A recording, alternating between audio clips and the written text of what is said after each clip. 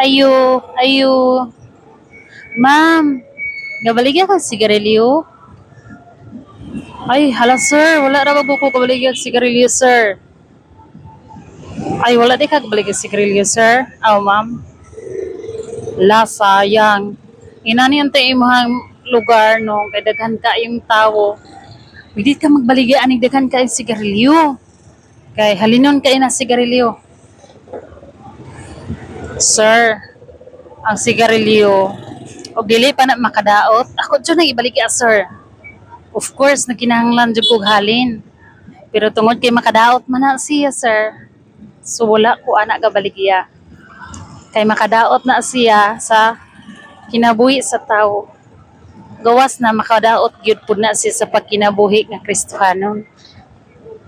Kay ingon pa sa Ginoo nga ang pagpanigarilyo usa na siya ka prohibited.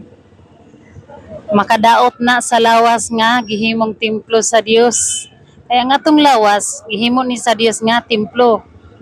Unya kung magsigarilyo ta ani sir, wala na madaot ang ato ang lawas nga gihimong templo sa Ginoo. Munang kaya nag-ingon ang Ginoo sa unang Corinthians 6 verse 19.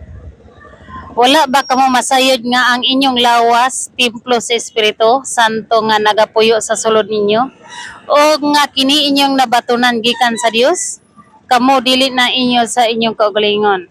Og sa 20, kay gipalit na kamo sa usa ka bili. Busa himayaan ninyo ang Dios diha sa inyong lawas. O muna sir, nga ikaw nga nagabisyo pa ka diha karag sigarilyo, hinahinaya nagwala. Ikaw nga nakakita karon, babae man o lalaki, hinumdumi nga ang imong lawas sa sakit templo na sa Dios. Gipalit na ka sa miling dugo sa Dios. Gipaulaan na ka dugo dito sa cross. Gipatuluan na ka sa Ginoo og dugo aron nga ikaw mapasaylo.